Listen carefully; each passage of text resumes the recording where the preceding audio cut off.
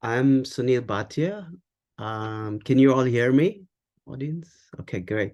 Okay, I'm Sunil Bhatia. I'm the president of SQUIP, and this is our first presidential salon of this fall. I want to sort of begin by welcoming the audiences. Thank you for joining us. We have almost close to 50 participants as of now. I want to thank Nisha Gupta for coordinating, helping. She was the previous chair of communications for SQUIP, and she is helping us with the technical aspects of hosting this um, seminar, webinar, conversation. And then we have our two distinguished guests. I'll just do a formal introduction. So those of you, I mean, they don't need an introduction, but some of you are new, so it might help to know who our speakers are. And then the format is, after my introduction, I will uh, give the floor to the speakers. Professor Fine and Professor Torre will speak for about the first 10, 15 minutes. And then we will begin taking questions, or I'll offer some questions to both of them. And hopefully 20 minutes afterwards, we'll keep enough time for question and answers after that. Okay, so that's the kind of format we are working with to make it more engaging. And both of our participants, our guests had said that they wanted to make this conversational style rather than, presentation and lecturing. So it is my really great pleasure to invite both Michelle Fine and Maria Torre to this first presidential Script Salon.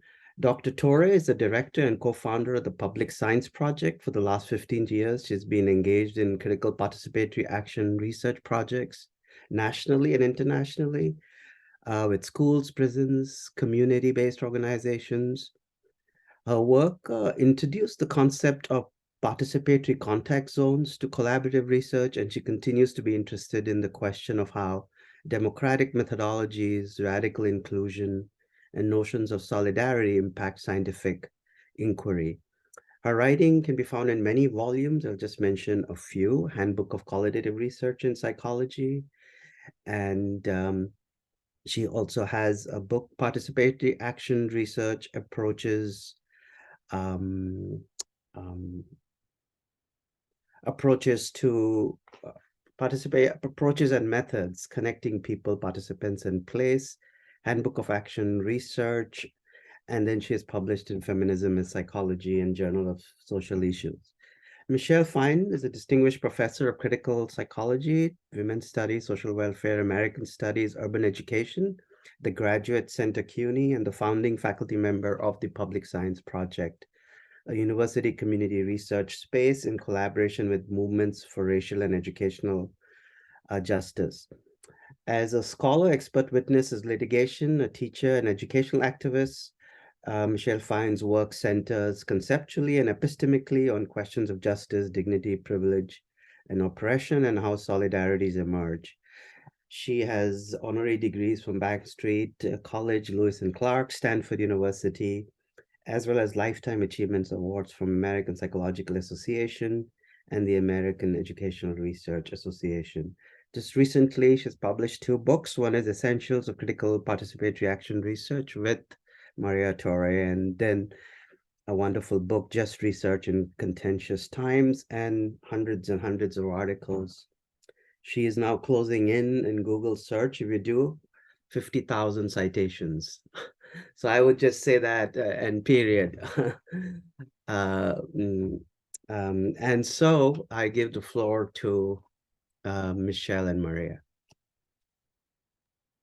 Thanks, Sunil. Thanks, Nisha. Thank you, everybody, for finding time in a really hard time in the world.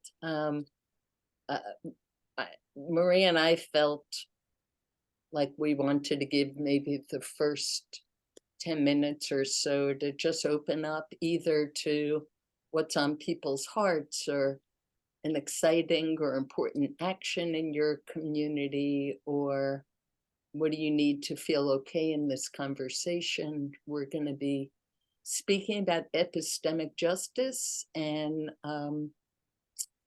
what it means to center inquiry with those who are most impacted. And so our work lifts up vulnerabilities, it lifts up questions of pain and wounds and oppression, but also solidarity. So Maria and I kind of start in the middle, imagining there are places where multiple seemingly contradictory positions can come together. We begin with notions of entangled solidarities, whether we're doing work in prisons with women in prison or formerly incarcerated in schools with undocumented communities. And we'll go through some of how we do inquiry, but our work is really, oh, that's a different view. Thank you, Nisha. Our work is really solidarity based, and we have noticed these days it's very hard to speak through a language of solidarity that recognizes death and pain and state violence and intimate violence and lives entangled together, and imagining ways of moving forward together.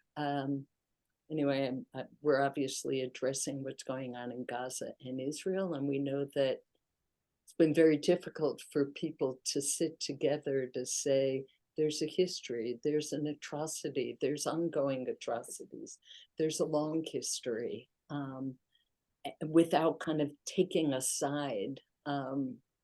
And I don't mean to be suggesting equivalences, but I do mean to say that in PAR, we put a whole set of hard truths into the middle of our work, and from that, we craft questions. So we wanted to ask if either in the chat or in with your hands, and Maria, you can elaborate, is there something that's on your heart that you would like to say, or there's some important actions in your community? Certainly as educators, we've been thinking about how do you open spaces for the hard conversations.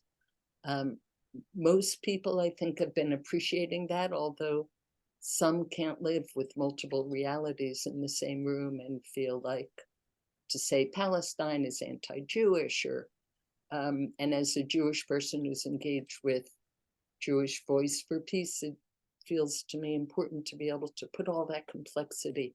But I don't want to lay my analysis on anybody, but just to open. Do you want to say something? We're in the same room. We are in the same room. Thank you all for taking this time out of what's been a very difficult week to come together with us. And I invite you to unmute and share what's on your heart and mind. Nisha, do they have the ability to unmute themselves? I believe they do. If you're finding that you can't, please just feel free to raise your hand as well, and I could see if I can unmute you if you're not able to on your end. Nisha, maybe you could start us talking about what is or isn't being discussed in Georgia. Yeah, I think that's great. I think, yeah, I had thanked everybody for kind of creating this space to be able to talk about PAR and issues of epistemic justice and qualitative inquiry for liberation in the context of Israel and Gaza, particularly because of so much silence happening in the South. I'm in Georgia, but I teach in rural Georgia. And so we also are, a place where anti-Semitism and Islamophobia are very strong and powerful forces, with a lot of silence happening around. Some my social media, where I lived in New York City for 10 years, is very different than my local reality in Georgia. And so breaking silence was something that I feel very appreciative about. But it's hard to do that. It might be even hard in this space right now to do that. So.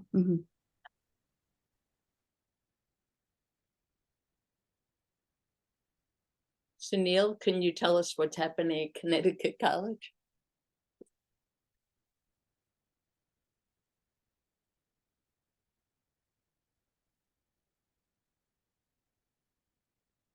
You might be muted, Sunil.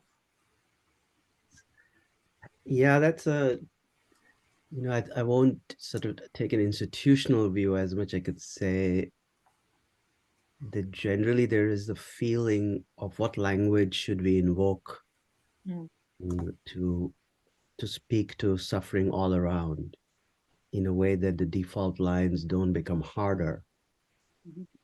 But um, but it feels like at points there isn't enough space for holding grief and even mourning. There's a sense that we need to, since souls were lost on both sides, and that's not a false equivalence. Yeah. And there is no space to even mourn and the profound grief and loss of families and children.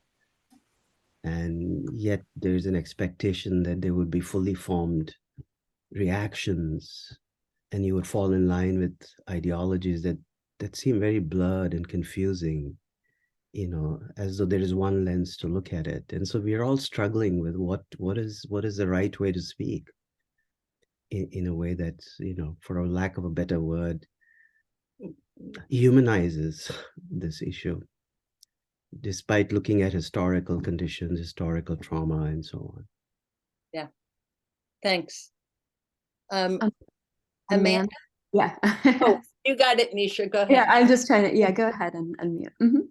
Hi, thank you guys. So I'm an Arizona clinical psychologist. I am the only, to the best of my knowledge, Southwest Asian and North African psychologist in Arizona. I also, I'm Coptic Orthodox, which just means I'm an indigenous Christian, and I'm married to a Jewish person. And it took me until 2 in.the.morning to make a post. Like I felt very frozen. I'm also the only psychologist who's part of Amina Psi, which is the American Middle Eastern and North African Psychological Association in Arizona that I know about. And I know a lot of individuals here who I work with who are, I'm not a researcher, I am a clinical psychologist who meets with patients. I do evaluations and therapy. And I live in an area in which there's a robust Jewish community who I don't want to harm, right? They are my friends. They are literally my family members. And I also have friends and family members and patients who are Muslim, who are Jewish, who are Palestinian. And so I guess I've just felt very paralyzed in expressing solidarity. And also I recently opened my own practice, which gives me so much freedom that I didn't recognize my colleagues do not have who work for larger institutions, whose voices have been silenced, and they've lost their jobs or, yeah. So I guess I made my statement, and I'm just fearful I will lose mostly colleagues, to be honest. And yeah, I just thank you all for being here and for the work you do. And I don't know how I stumbled upon you, but I'm glad I did. Good stumbling. It's lovely to have you in the chosen family that we collect. Thanks. Nisha, you're in charge of calling on people, is that right? Ileana, yeah. Hi, did everyone hear me? Yeah. Okay, perfect. Hi, I'm a grad student in my PhD starting out in clinical psychology in Puerto Rico at the Carlos Arbizo University. And I'm doing my second year research project in which we'll be focusing on the population of Puerto Rican grad students in psychology with disability. And it's been something that is going to be qualitative, but I've been feeling like there's a lot of stigma still in Puerto Rico about the disability, and especially in the psychology. And it is sad that without adding the other stuff that are happening, like the thing about the wars, and talk about the intersectionality identity about the professionals we are becoming professional. Everyone here is professionals. About some people are proud of their intersectionality identities without, and somewhere like they still are in that, in which I just want to give like a space for people in Puerto Rico who are studying and want to be a professional psychologist, that you can be a professional psychologist with disability, and doesn't make you less or more person, but we bring something new to the table. Thanks. You You're know, welcome. I feel like disability is one of those intersectional spaces that has been less explicitly like politicized and still lives inside shame, although there's obviously a growing and long lasting, long existing independence living movement. But you know, even in our universities, we have women's centers and supports, or queer centers, or queer scholarship, and disability is usually in the back around services rather than a kind of politicized identity or youth organization. So thank you for bringing that up, and we will try to actually address some of the issues you raised, both about the colonialism of Puerto Rico and what it's like to be doing work around an identity that is intersectional but still lives with a lot of shame and stigma. Maybe 2 or 3 more comments and then we can dig in. Is that good? Bruce. Yes, hi. I'm a licensed mental health counselor in Massachusetts. I work through the BetterHelp platform for 3 years now, and just recently started in a doctoral program at Lesley University. So I'm very excited to be here. And I've learned many years ago that unless I say something at a meeting, I don't feel like I was really there. But the one thing that I would like to say, aside from that, is that I've noticed for years, but also especially these last couple of weeks, how important particular words are. That words can have a slant on them that may or may not be. Sometimes you just pick them up because that's what everybody's saying. And I would encourage, I think there's an awful lot of very carefully wording people here in this meeting. And I try to be very careful too. So I don't want to pick out words that I've heard on the news or what have you, but just look at exactly the words we're using. I try to do that, and I'm really trying this week and last week to do that. So that's it for me. Thank you for calling on me. I'm going to tell you something fun and jump ahead.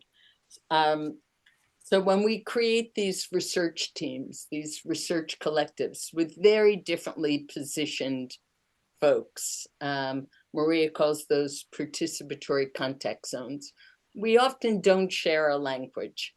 And we step on each other's toes, Bruce, a lot. It's Bruce, right? And it doesn't feel good.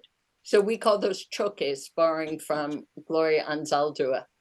And so we now know to expect that, because you have, you know, women in prison and lawyers and activists and or queer young people from Utah and from New York City using different language.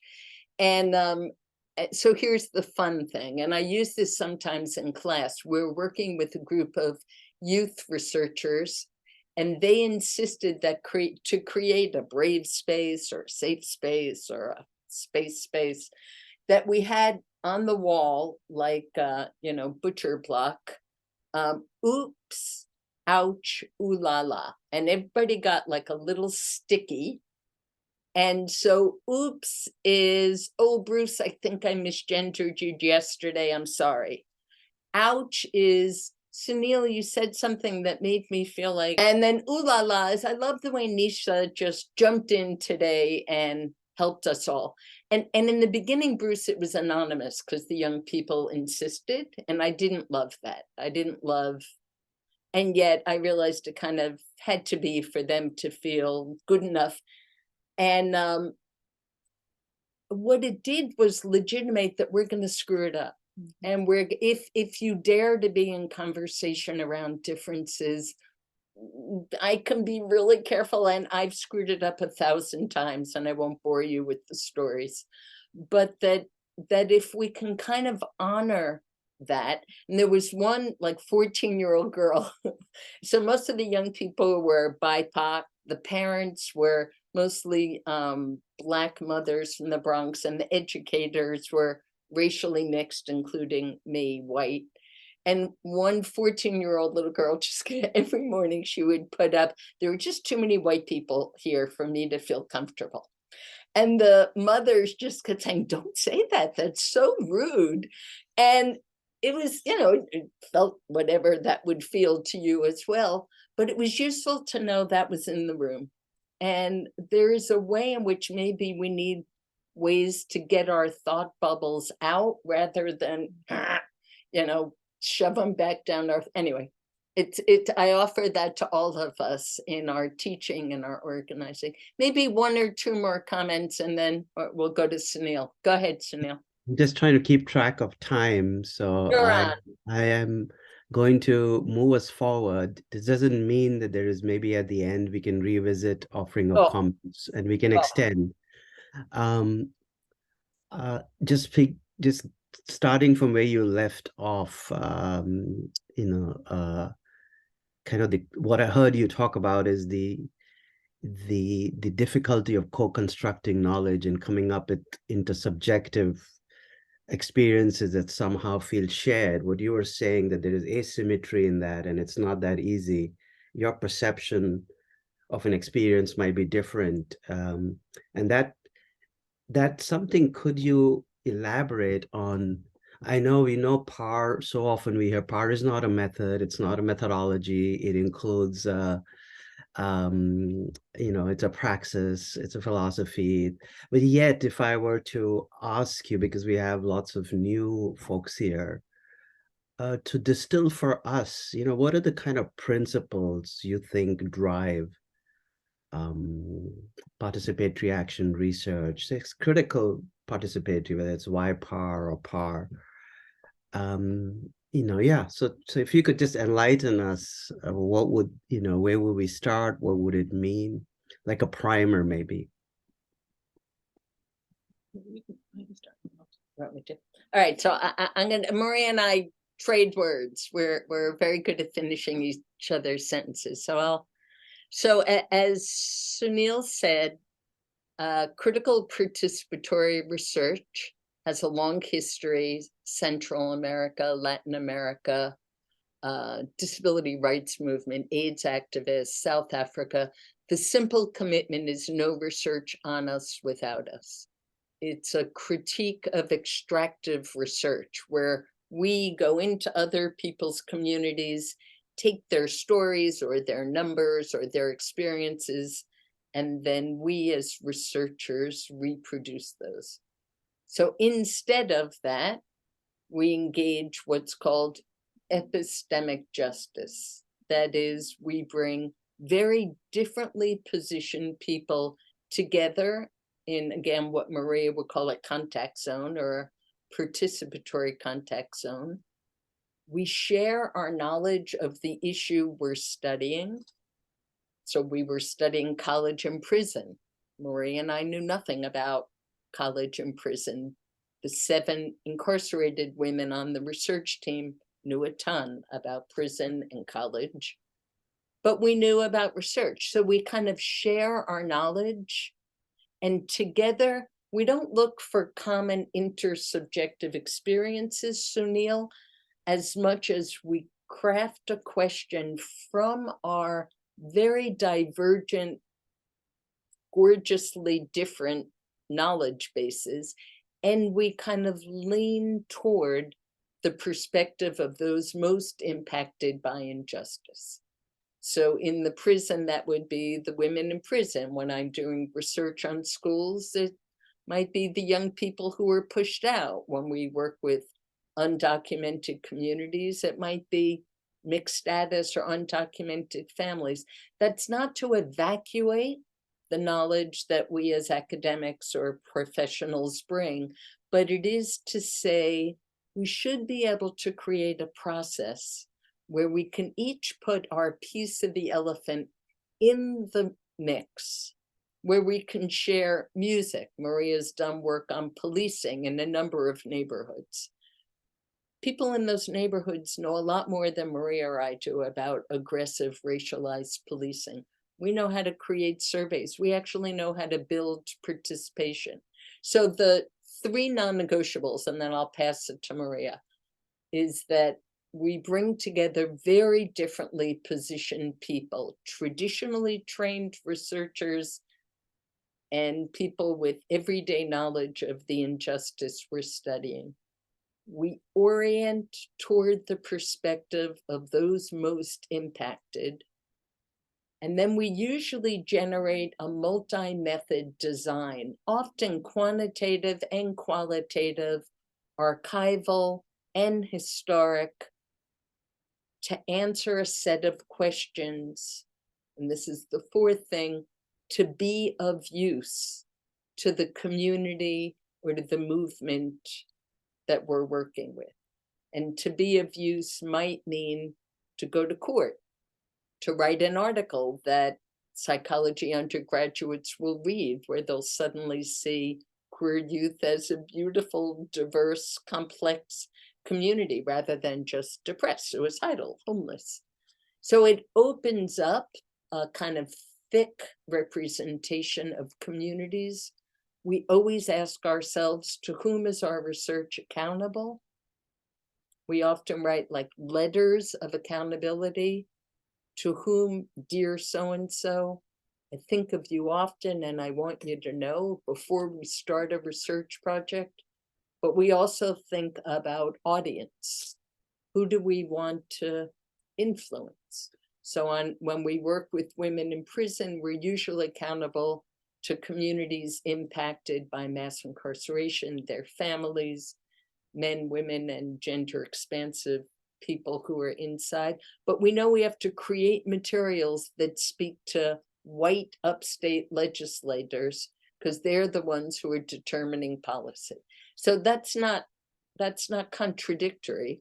We know our heart is committed to one kind of question, but our audience might be different. You go. I think the point around rooting our work in No Research About Us Without Us is something that's probably shared across people who engage in participatory research.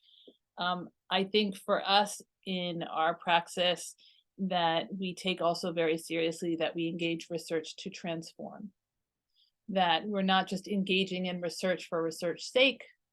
And though we deeply try to cultivate curiosity among ourselves and each other, that we're not simply doing it because we're curious about something. We engage curiosity a little differently, right? But we're coming together in our research collectives in these participatory contact zones that we create, because there's a shared outrage or because there's a shared desire for something different, right? So we're asking questions of our lived conditions because we want them to be different, and we're in fights and in struggles in many different ways around pushing those, moving those differences, realizing those differences, social, creating social change in various different ways.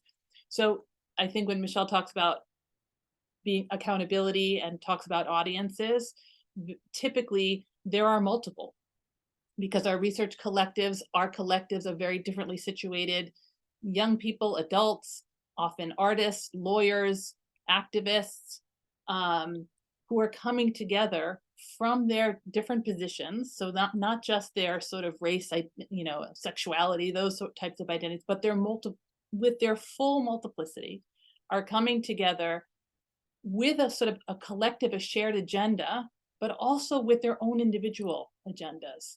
And then we try to craft work that speaks to those, or where those are invited in. And then the collective, makes decisions about what kinds of ways to move the research to sort of speak to those senses of account, those communities of accountability, and how to create research that's of use in those areas, which I feel like is, as we've seen participatory research in many wonderful ways grow in many different contexts.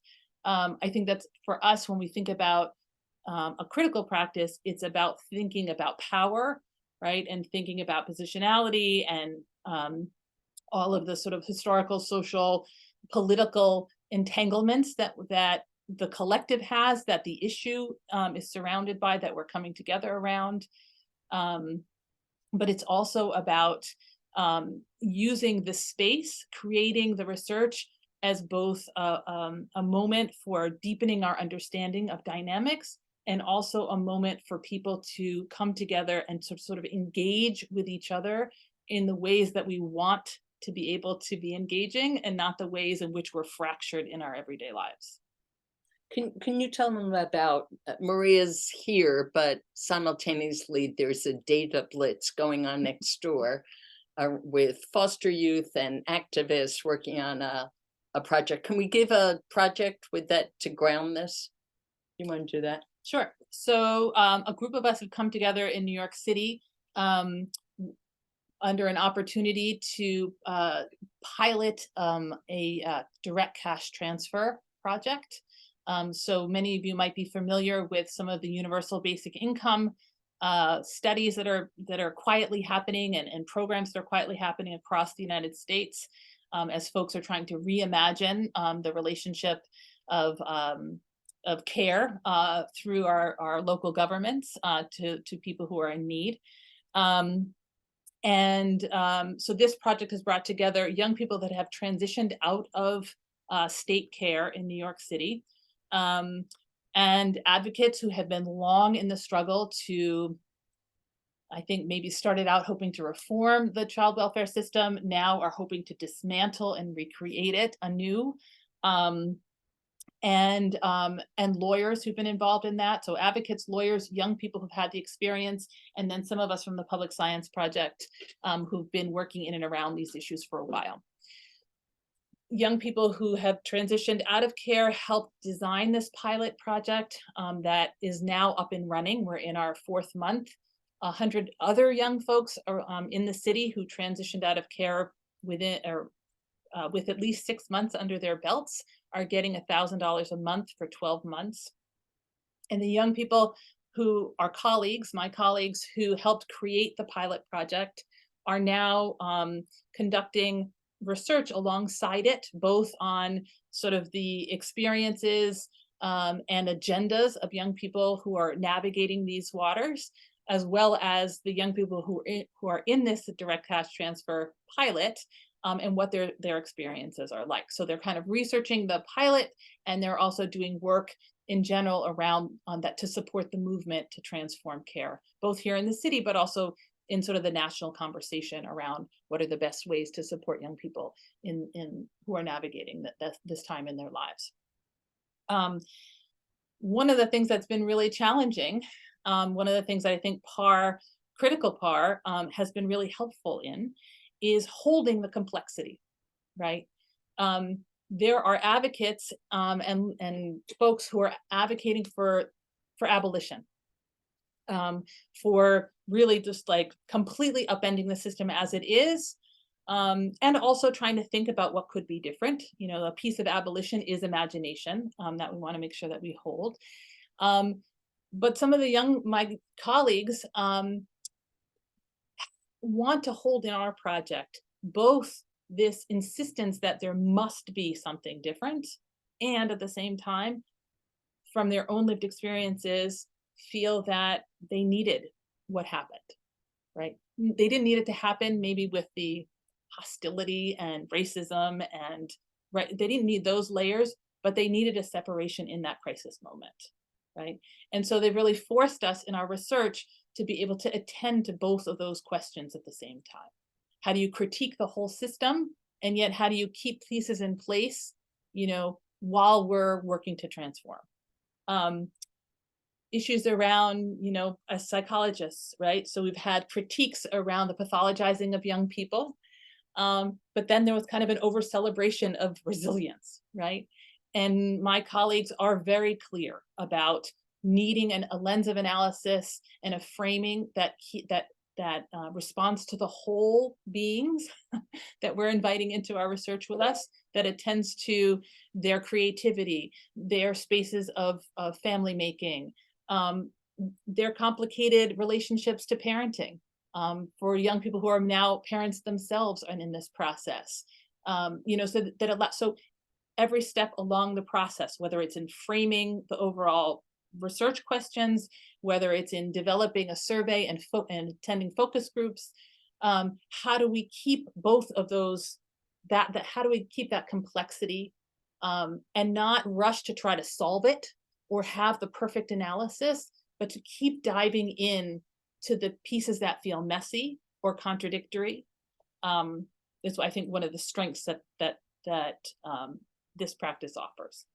So probably the most exciting, radical, offensive parts of CPAR is that it challenges what Orlando Falls-Borda called the monopoly of expertise held by the academy. That you can hear in that story, young people have a kind of expertise Maria doesn't, the lawyers don't, but together they can craft a question worth asking that honors the wounds and the desires, that recognize the need for the system and the vicious pathologies of the system. And it's those pieces that critical PAR like lifts up, without saying the system is great and all the kids are fine, or kids are all broken and the system is broken, that it refuses those binaries, which is why it feels so related to the current moment.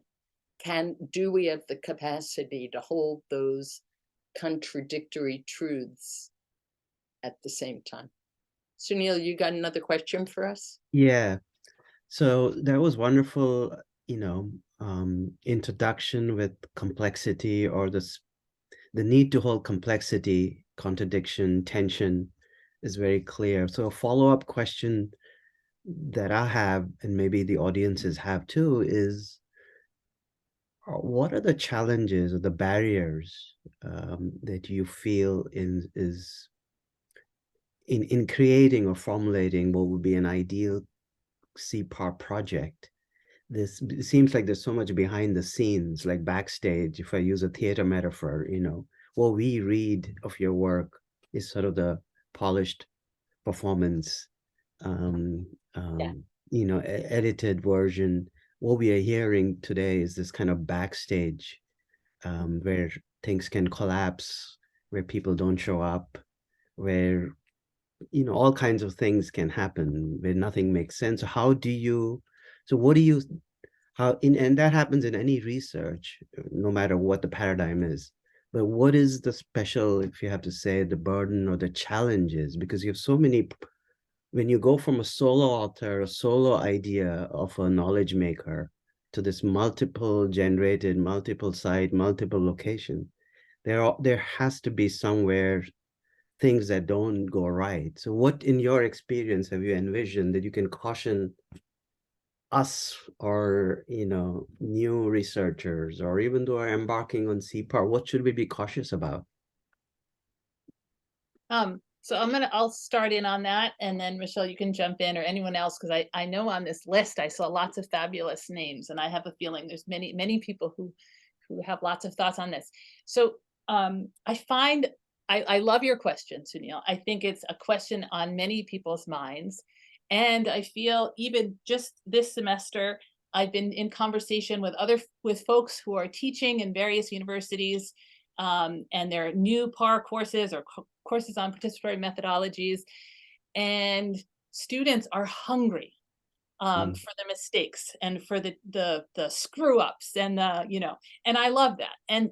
But with that, often people have said to me, and I think Michelle, just what you said, when you write, it's like you're giving us the polished version.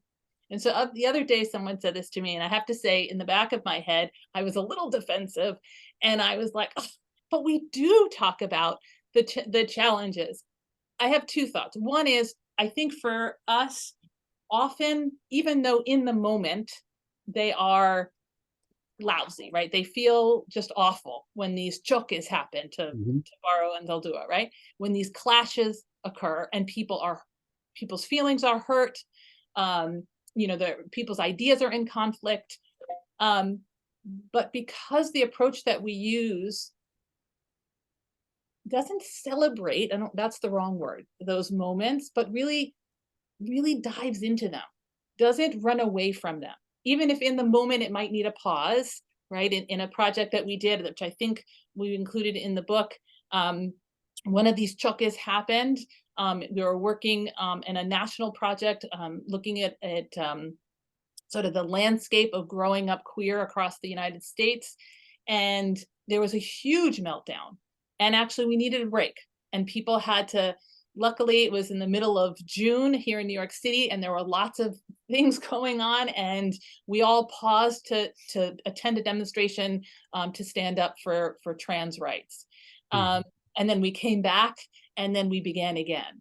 But I think because when those moments happen in our work, we sort of, that is then the next step of the research, is to uncover, to dive into that clash and to understand not just the positions, but what that clash is enacting, what dynamics, what much larger structure systems dynamics that produced that clash, that the clash then becomes something else. And the hurt part is always there, but somehow it's metabolized and transformed in our lives, experiences, minds. And so in the writing, we're writing already from that place rather than the point of rupture. Wow.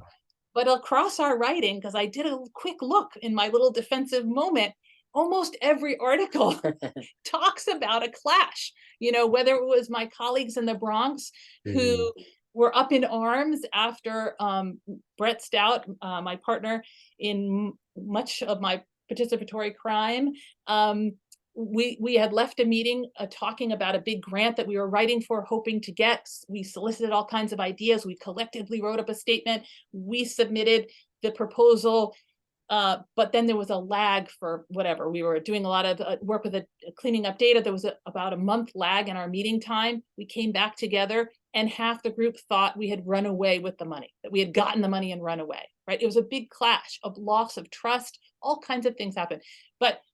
And we wrote about so clashes certainly are happening, but I think they don't. So one you're framing of challenge. I think some of the challenge is people's fear going in.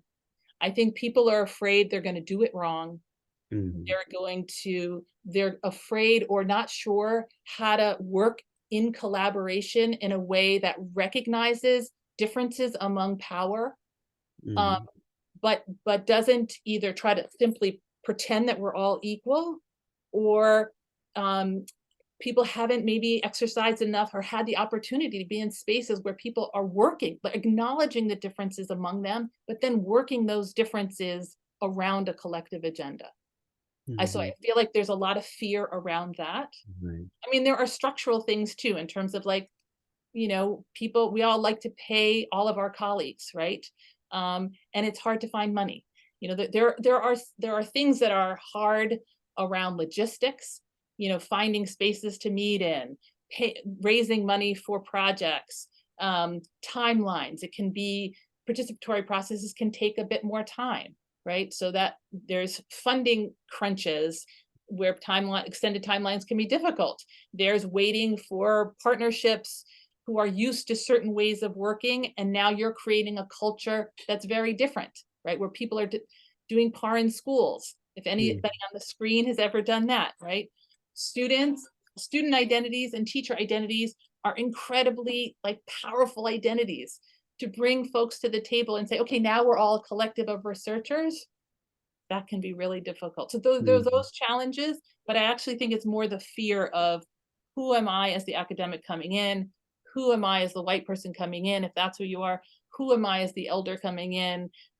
Where those fears, I actually think trying to be as best you can your authentic self and inviting others in at the same time, naming and talking about, sort of doing all that wonderful work around reflexivity, that folks, Michelle and others wrote about early on. And so the critiques of who gets to, produce knowledge and bringing all of that in as work that the collective is doing, engaging our knowledge is recognizing the different ways, the different expertises that are coming in, and that it's not just that folks from the academy are bringing in research methods, but they're also bringing their positionality with whatever it is being studied, and those are lenses that are important too.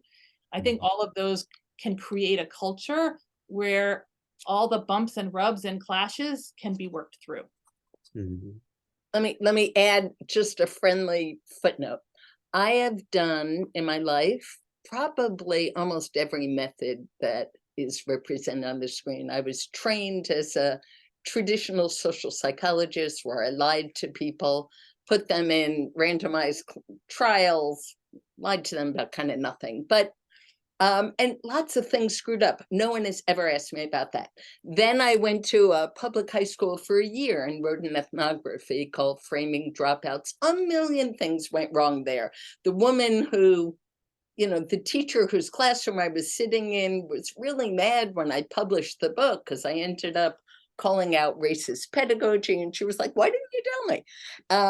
Nobody ever asked me about those difficulties. I've done large scale surveys where we have crappy response rates. Nobody ever asked me. But in PAR, there is this. So there's an article that you should all read. It's by a woman named Van Lack, L-A-C. She was a graduate student at Wisconsin. She came up to me one year just with your questions, Sunil. She said, Michelle, you always write about these amazing projects that are so inspirational and nothing ever goes wrong. So she said, I did a PAR project in the school and it totally fell apart and the school turned on me. And I said, you're right. You write that and I'll write the epilogue. So there's an article, you'll find it somewhere. It's called The Good, the Bad, and the Ugly of PAR. And so we now talk about heartbreaks and joys. But I think Nuria, who's on this call, knows the gifts of what it means to work alongside a movement. Maria and I have had the privilege, the hilarity, the pain of working alongside formerly incarcerated women. And somebody's ratting out my dissertation as a lying study. You're right, it was a lying study. But the joy and the knowledge produced in struggle, sitting alongside a movement. And again, I know Nuria has done this. I know there are other people who have done this. I will never again do research without engaging the people who are closest to praxis and intimate with the experience, because really increasingly I feel like I know nothing. Maria and I had a retreat recently with a group of formerly incarcerated women we've been working with for years, and my roommate just got out of prison. And I won't tell you what she said, except to say, I know nothing. I knew nothing about what was really happening inside there during COVID. I know nothing about what really happens when trans folks show up in a institution not prepared for the complexities. And I now feel like, how dare us do research on communities, particularly communities in struggle, without working with, and I feel like, and this is my last thought here, universities have an obligation to lend our resources, our space, our money, our capital, what we know, our research skill, to movements that are trying to tell a different story than the dominant lie being circulated about those movements. And so not everybody should do this. Not everybody's equipped to do it. Not everybody wants to do it. And you should only do it if invited in. We're lucky at this point, we're invited in. It looks like there's a question from There Joe. is. Yeah, And before one, can I just add one thing? And I see Joe's hand there. That there are, I mean, there are challenges too, right, around, you know, I think maybe entering a space with naivete or too much hope that incredible changes can happen. And so you come to a collective and sort of make promises, you know, that you can't really keep. You know, that's something to be mindful of. You know, the realities that some of us in the academy have, structures that are normalized, are not common, right, outside of the academy, and need to be broken down and explained if they are relevant. So I think like there needs to be, you know, thinking about audiences who can hear the research depending on who you're working with. So, you know, so accounting for and being aware of reactions, who could be made vulnerable by the work. So there certainly, I don't mean to be flip, there certainly are things to be mindful of, but I would argue somewhat similarly to Michelle in the sense that that's actually true of lots of different types of research. And so it's those, that same sense of ethics and sense of responsibility and accountability to each other that you would certainly want to have as an active ongoing conversation. I mean, yeah, and my follow-up just before we go to audience questions was framed through, because someone who's done extensive ethnographies, that's the first question I get is where is the mess? Why? And I have myself at points felt somewhat defensive, and I said, I thought, you know, I've added the fractures, there's partial knowledge, and that is knowledge itself. And I've said that, and I made it very clear. And I also teach a class in, you know, ethnographic methods, and that question is constantly, because it's sometimes, I think it's mostly, it's somewhere in the socialization of training, or where there's, it seems like somebody has to unlearn certain things we've been learned through high school and college, like we are sole authors, it's chronological, knowledge is linear, and then there is a package at the end of it, and it has to be, and somehow failures, somehow ruptures that you talk about are associated as failures. Yeah. You know, and in the scientific paradigm, there is this very specific language. And at the undergraduate, graduate level, I get students asking those very specific questions. Have I failed? And that's where I was coming from. And I really appreciated you talking about vulnerabilities, naivety, accountability. You know, who are you doing this for? Those kinds of questions. I mean, they may seem on the surface important questions from a critical, but I'm not sure they always get asked when people go in other communities. You know, like in decolonizing methods, we have Linda Smith saying research is one of the dirtiest words in the Maori epistemology. Part of it is that there was this idea that, you know, Western researchers would come in and have, you know, thoughts about how to either appropriate, or Michelle said extractive. And she has warnings, a lot of them, about before you come to us to save us, here's some things you want to think about. And so my question was more, and so I think you already answered many of those, you know.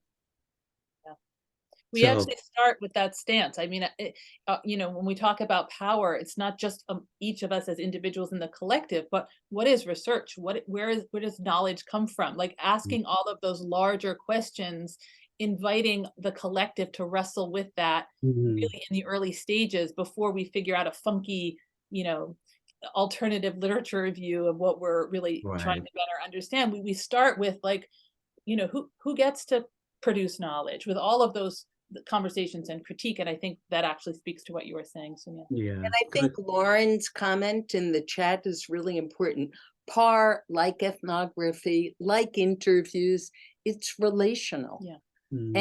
And it it's a refusal of a kind of God's eye view version of research, of objectivity as distance. Don't use the I word.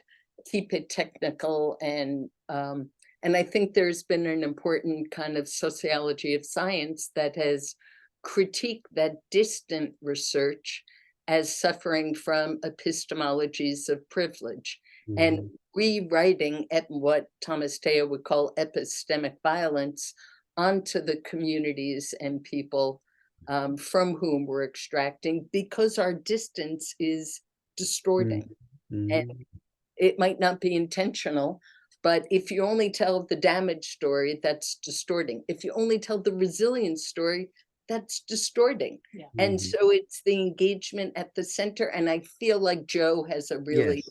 her hand hurts. Been up. Yes. So we can begin the question answer session. Please do the honor, Jo. Ask your first question. Oh, thank you so much for having me. Hello from England, and I'm very I'm so happy to be here. Just quick introduction. I am a PhD student, so I'm in my second year part-time PhD, and I met Michelle. Didn't really meet her, but she was talking at last year's QMIP conference, and she changed my life. So since then I can't tell you. I mean, the participatory research and the kind of the way you talk and approach research is amazing. So here's my own battle, and whatever you just said, it's just I have so many thoughts. I'm trying to be quick because lots of people, but I'm I'm trying to do I'm doing my research with underprivileged mums. And I am volunteering in a community center, and I'm trying to bring as much participatory as I can. Now, there are so many barriers on PhD level, institutional barriers, financial barriers. I'm battling with everything, and yet this is the only way that feels right. So even I've done a little study recently about what fun was for underprivileged mums, which was really interesting. And I was doing focus groups and interviews, whatever kind of worked, and it's not really participatory because of all these institutional barriers, but I'm trying to be as involved. And when I volunteer, I cook breakfast and we sit together, and it's just lovely. So I was asking, I was going to do a focus group, and I was trying to record it, and I was asking back at university, what equipment do we have? And they say, well, why don't you bring them here? We have this amazing focus group rooms with this amazing equipment. And I thought, A, they might not come. B, if they come, they feel so uncomfortable. Why don't you understand this? We sit there in this community center. I'm on the floor, we're playing with the kids and we're talking, and that's the only way it works. And then at the same time, I'm constantly battling with my own reflexivity and feeling this kind of agenda that I am there, but I am and still extracting. I'm still building this rapport and caring, but I'm still there to collect the data. And so my only sort of justification is that I have this accountability and I need to do something with this data for social justice for the people that I'm working with. Because otherwise, I still feel like a researcher. I go to a conference and present, and I still feel a little bit uncomfortable about it. So it's just constant battle from the institution with myself to feel like I'm doing the right thing. And yet I can't imagine doing research with underprivileged people any other way. I was there for 6 weeks until someone started talking to me, kind of, trusting me. Who is this person? What does she want? What's she going to do with it? Why is she being nosy? So I started really slowly, and I'm getting there. But yeah, I just wanted to share and say that it's awfully complicated. I wasn't really allowed to do participatory research for my PhD. I'm now allowed to call it participatory influenced. I don't really have many funds, so I can't do it properly, but I managed to fight for £20. It's all a little bit sad, but I'm trying to be as genuine as possible. And the last comment is that whenever I present, people say you're so passionate about it and it's so great. And sometimes it comes across you're so passionate, but not really so scientific or professional or something. So these are my comments, and I just thank you, and I can't thank you enough for your inspiration, and yes, thank you. Thanks, Jeff. I appreciate some of the things you raised, and it makes me think. I'm teaching a course right now at the Pacifica Institute, and I know some of you on the call are from there. And my co-teacher, Jenny Escobar, was sharing a story. Jenny, I don't know, because we can't see the whole list if you're here or not, but I'm going to probably screw up what you shared in our last class. And that was when she was doing her dissertation research in Colombia, a country that she has roots and ancestors and I think grew up in maybe for part of her childhood. she was working with women who had experienced intimate partner violence. And she, as a graduate student, was also wrestling with a lot of the questions, Joe, a different set of constraints, but a lot of the questions about who was she to be doing this work? You know, what was their relationship? And at one point she shared, she was wrestling with these, and the women she was working with were like, you know what? You're done. We need you to take our stories and bring them home. We need you to speak our stories. We need you to speak our names, right? So the collective was giving her a charge, right? Now, outside of that conversation, outside of that set of relationships, we could bring our critiques. Oh, who is she to be going to, Columbia, interviewing people, harvesting their stories, bringing them back? But no, that was not what was going on. Right. And I invite us to, when we invite each other into these conflicts. So it's not, now we're using you as an example, Joe, but it's not just you, Joe, or all of us, right, in those moments that have to figure out those complicated, that's a set of complications because the structures within which we are positioned, right, really don't allow, or not allowing you to engage the way you want to. But if you were to open that up with your collective of young moms to say, like, hey, this is what I'm wrestling with. How do we want to handle this? I don't want to be be reproducing this style of research, or they're not letting me engage this. So how can we creatively get around it? So their agendas, their questions are also part of it. Then everything shifts. Everything tumbles forward in a different way. The only thing I want to add now, because I noticed Sarah McClone's on this call, and hello, we love you. Some of these questions are about PAR. Some of these questions are about what does it mean to do work of meaning and policy transformation in a deeply contentious time. So Sarah's done incredible work that then folds into legal struggles around reproductive rights and access to abortion. I would say if we had time, she could tell us that lots of the same, like, showcase complexities. What do I do with data that are ambiguous about women's experiences with abortion, or should parents know about kids? That some of what we're talking about is because it's participatory, some of it is because it's relational, and some of it is because we're trying to transform policy and what constitutes psychology at a time where there's a lot of surveillance, a lot of neoliberalism, a lot of policing of what one says, what you could bring into court. So in some ways, I think a lot of our examples conflate those three things, and we call them all PAR. But some of it is when I do interviews with people, I feel accountable to them, whether or not it's PAR. When I'm doing research for courts, we just did a huge project in Baltimore. It wasn't participatory, it's about racial justice in schools.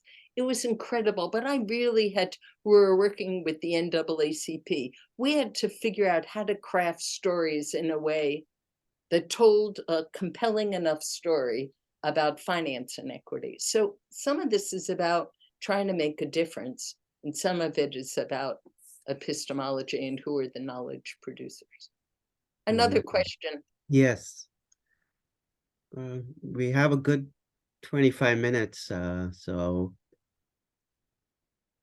questions, comments?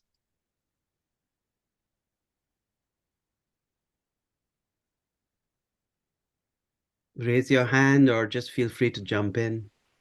I'm Sharon Anderson. I'm Sharon Anderson, excuse me.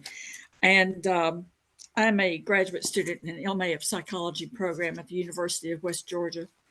I'm a crossover from the world of criminology. I own a security guard agency here in Atlanta.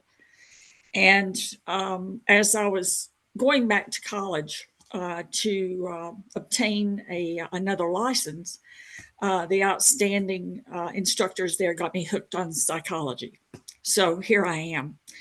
And when Sunil Bhatia asked about what principles of psychology should we be looking at to develop for the future, and some of the answers given I found very interesting concerning the prisons and what's happening inside the prisons.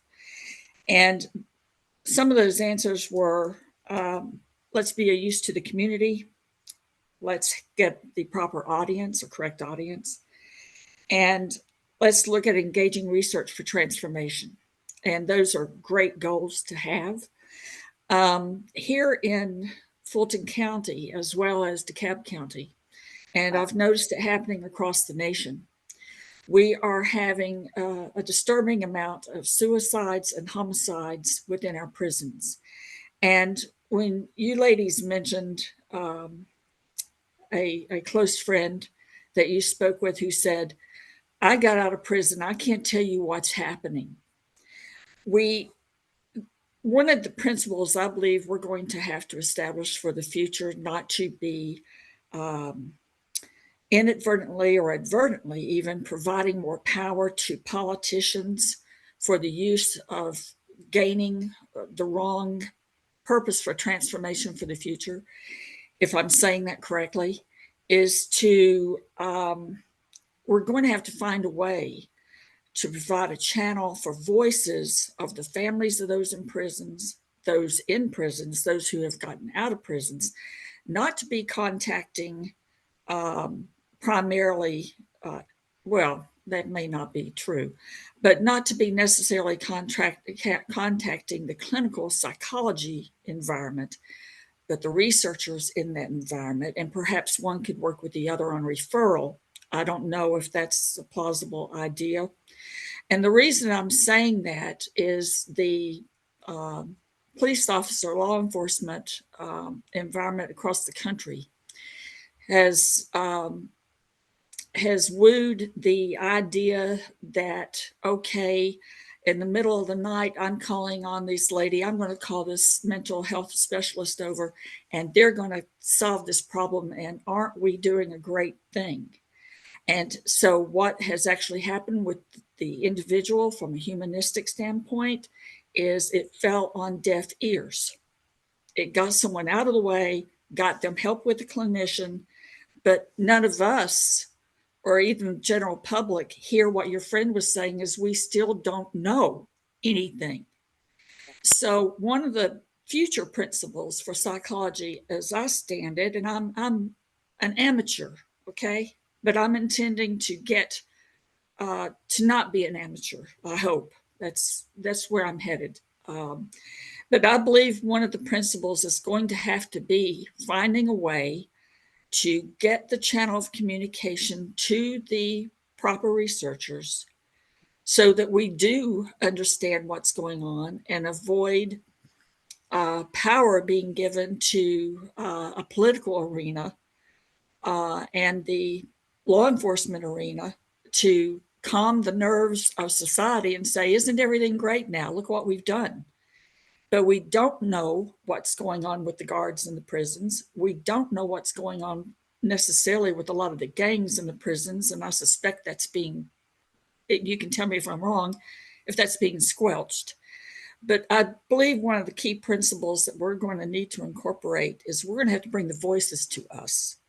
And maybe that will bring down some of the costs of some of this research if we can find a way to bring them to us.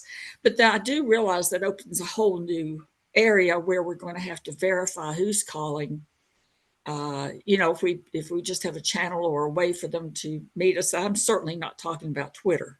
I believe everyone here would understand what I'm saying. But that was my meager contribution to what I've seen that is a grave wrong. There's too much secrecy going on that we're just not told. And then we get cherry picked for information. We get to find out a little bit, but then who's that coming from? And so unfortunately, some people are privileged to have information that they say we can't have. So if we open the channel for the voices to come to us with explanation of, hey, we may not solve your problem, but please tell us what was going on with your child over here in the prison. Please tell us what they told you. And it may have to be after the court case is over. And it could be that the attorneys may work with us. Their time is valuable. So I don't know if we can go that route. but I'm looking into forensic psychology and clinical psychology. Sharon, if I may, sorry to interrupt you. Just wanted to, we are running out of time. I want to give the speakers enough time to respond to your question. And there's some questions that have come in the chat. So my apologies for interrupting you, but just want to keep the conversation going. Michelle, Maria, do you want to respond? Sure. I don't think you're an amateur. That's my first thought. But there are moments where critical PAR functions like a whistleblower. I would agree with you. In schools, in prisons. So that too is seen as, quote, dangerous. But if you can open up who's inside, so it's teachers and young people. Or I was just in South Africa and there was talk of research with correctional officers and women in prison. I can't imagine that in this country, but there they could imagine it. And part of the knowledge that emerges, Sharon, across all of our projects is that people who have had really hard lives understand that their lives are entangled with other people's. So when we had a big fundraiser at Lincoln Center, and the women decided we should use the money to support a college scholarship for the child of a woman in prison, the child of a murder victim, and the child of a correctional officer. And frankly, I think Maria and I were like surprised that that's where they went, but they understood on the ground that their lives were forever entangled. And I think, so I think there's the whistleblower thing, which is usually important, but there's also the, can you use critical PAR communities to build a different kind of recognition about the ways in which our lives are profoundly interdependent, and thereby interrupt what I think you started with, the kind of carceral logics that decide some people are bad and not legitimate storytellers because they're only lying, and other people are good. So it kind of can break the binary, and that's often what we hope for, although we have to be very thoughtful about who's not worthy to be on a research collect, who's not willing to listen with open ears to stories or analyses that are different than yours and maybe even contradict. We tried to have a gathering in Washington of formerly incarcerated folks and very cool prison superintendents, and it was a disaster. The superintendents walked out. They couldn't really listen to these brilliant formerly incarcerated folks talk about the torture they had experienced, particularly in solitary, which is where we're seeing a lot of the suicides that you referenced. Other questions, thoughts? Yeah, I don't know. Are we there going is till there 30? is a question in the chat room. You're going till 5:30, and if need be, maybe 5 more minutes after, depending on questions. Can I just read the question to you? We can see it. Do you want to read it and then respond? Yeah, how can those of us in our own private practice continue to gain experience and support doing research as a PsyD? My training was clinical, internship at Brigham Young. I was open to the joy of research when we're supported and funded. Is it possible to create such partnerships as one of the little people, amateurs? We got to change the language here. Now I'm with Bruce. We're changing the language. I think practitioners have a ton of information about the collective trauma we're all in. Like, you all know it. Those of us who can afford therapists tell you we pay you to never tell anybody, but it would certainly be very interested, even if clinical psychologists got together and did a PAR project on anxiety, on bodies, on arts and coping, on activism as a tool toward mental health. That I feel like you all, we have some students who have been interviewing therapists. One of our students Choco Juan Carlos Garcia has been interviewing therapists in El Salvador and in the US who are working with retornados, people who are being returned to El Salvador. And in the beginning, he kind of apologized. I should really be dealing with the people, but we decided the therapists are an incredible source of, you're the first responders. You've got second-degree burns around the trauma that you're listening to 8 hours a day, and you know things, particularly in his case, about the ways in which therapists are actually incorporated into border guards and immigration control, and they have to give people urine tests, and that these are not people who could easily just do therapy because their work was located in these carceral logics. But I do think practitioners, and probably on the foster care work, you're working with some. Yeah, I mean, yes, absolutely. Two things. One is, or maybe just to add, in terms of the little people, I mean, some of our projects have really just been collectives of people. So this project that has grown, I think, because of our writing in the public imagination up in the Bronx, was really like basically 12 of us. Maybe we started a little larger, lives got complicated, it got smaller, who were not affiliated with any organization, right? It was 2 faculty, myself and my colleague Brett Stout, who met 3 mothers who were living in a highly policed neighborhood. We talked about what we wanted to do, in terms of better understanding these policing practices that were happening at that moment in the city. They were willing to listen, to be a little curious, invited us to meet their friends, what we hung around, whatever. We just sort of came together. We were not, so it didn't start as a massive project. It didn't start with a massive amount of money. In fact, it had very little money at all. But people came together because there was enough interest and frustration, in this case, anger, rage, around what was happening in the city. And people were feeling like they wanted to do something, right? And most of the group had never done research, weren't even really sure research was the answer, but we were interesting enough characters and different that they were willing to take a risk with us. So I think projects can start in all different kinds of ways, with all different kinds of questions. It's what happens next that I think is where, the interesting parts are, right? So you may start with a question, but then how then do you open that up so that other questions can riff off each other, and then together you figure out what the collective, how they want to engage. Wonderful. That question came from Amanda, by the way, just naming it. Thank you, Amanda. There are one comment from Bruce. Entrance into researcher first as a non-anonymous participatory person, ! A co-creator is a co-author. Awesome.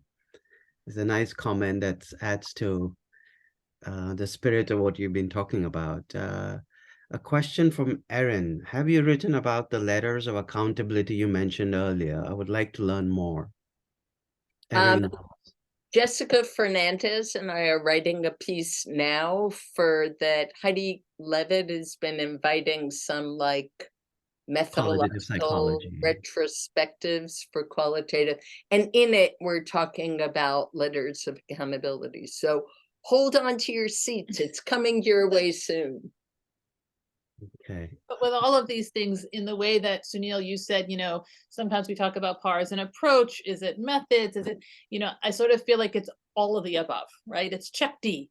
And in some ways, the notion of a letter of accountability, we do it in particular kinds of ways, but it's the idea, right, that to take stock as researchers, each of us as a collective, of who do we feel accountable to.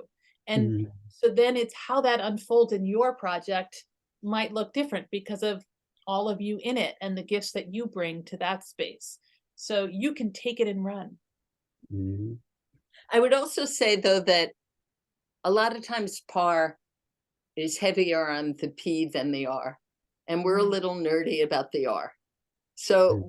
we really insist on a research design. It's usually quant and qual, visual and historic, but we want to produce co-constructed knowledge evidence for a campaign, a lawsuit, social theory, to rewrite, challenge a dominant lie.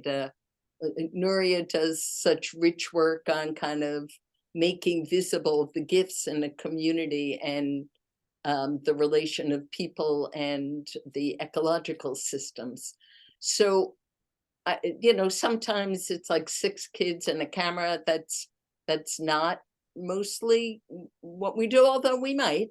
But we're very serious about the research part. And I think a sticky issue, particularly talking to a qualitative audience, is participatory analysis of other people's narratives. And there I just want to reference Ruth Ellen Josselson, in some ways, one of the mamas of SQUIP. You know, she offers us a hermeneutics of faith, where you take people's narratives and you take them at face value and you reproduce them to honor them, and a hermeneutics of suspicion, where you might interrogate what people say. And I feel like we do both, but that's not always so easy. People have sometimes internalized the very ideologies that have been used against them. So when they're analyzing the narratives, they might reproduce very conservative tropes. So that's an interesting space. Maybe in our podcast 2.0, we can unpack participatory analysis and how to think about the research products that come out of this work. Right. Other questions, comments? We have time for one more, maybe even 2. It's 5:27. We still have about 40 people with us. So On a Friday night, it's impressive. yeah. The amazing Kim Belmonte has a question. Any moment now becoming Dr. Kim Belmonte. Do you have any examples of par with youth who are fairly privileged to disrupt neoliberalism? I can give one and then feel free. Our colleague Brett Stout, whom we've talked about, his dissertation was par in a very elite, mainline, white, fancy private boys' school in Philadelphia. And he was doing par with them to try to unravel the kind of bullying that happens in boys' schools and to reframe it as violence. And so there, it was so cool because he was working with these young people, but all of the ethical commitments that we have to the people, to accountability, to honoring their stories. Yeah, he had a much different take working with elite kids and challenging their framings on, you know, they would call the Chinese boy you can imagine, or the black boy, or the gay boy, or and say, it's just, you know, we're just brothers, we're just kidding. And so trying to do par with elite communities is, that's a whole other kettle, but it's really important, Kim. And unless we can start to reimagine the privileged audience are capable of epistemic complexity and create room for others, we are seeing the consequences of hearing only one side of a global tragedy, or suffocating from hegemony, or listening to news that only tells the story from the police point of view, or the dominant groups, or the white point of view. And it's goddess work, Kim. I hope you can do it. I just would add only, hello, Kim, only one other little example, and that is work that we've done that has brought really privileged young people and not such privileged young people together around a sort of a shared frustration of the ways in which their schools were segregated. And this was the Echoes of Brown project that Michelle and I did many years ago around the 50th anniversary of Brown versus the Board of Ed.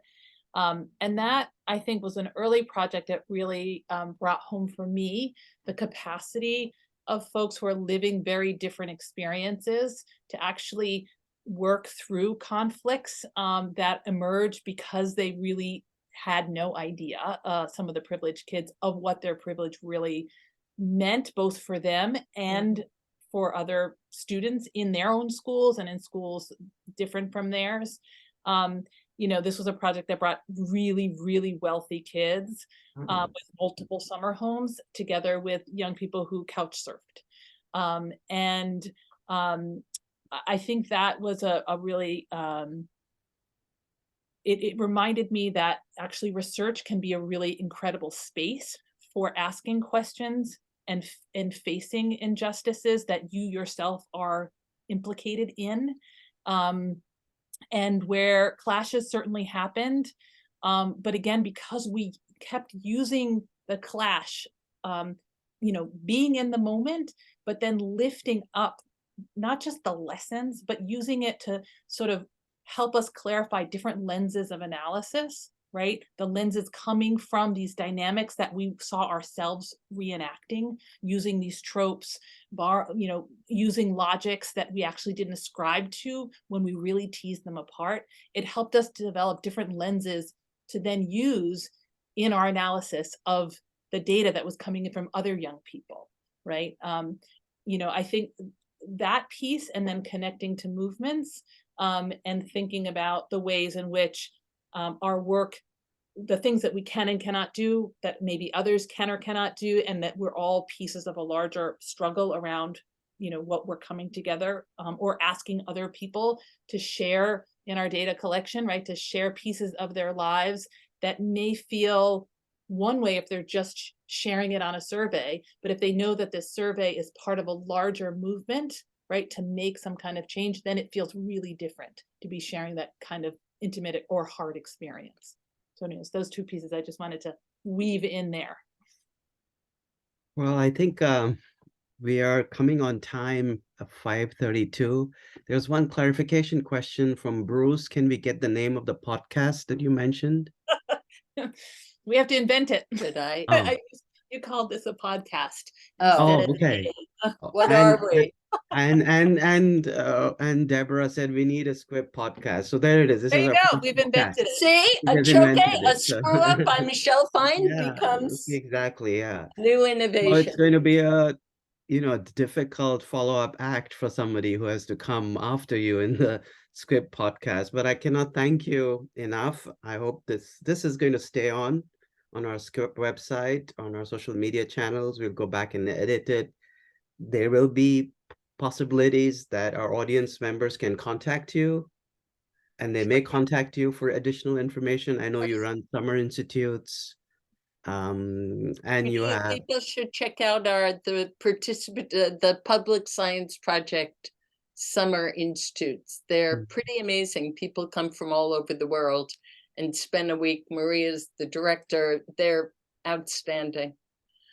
I wish right. you well. Thank you, Sunil. Yeah, just one more announcement before you go. Our next virtual Salon Script podcast is on November 13th.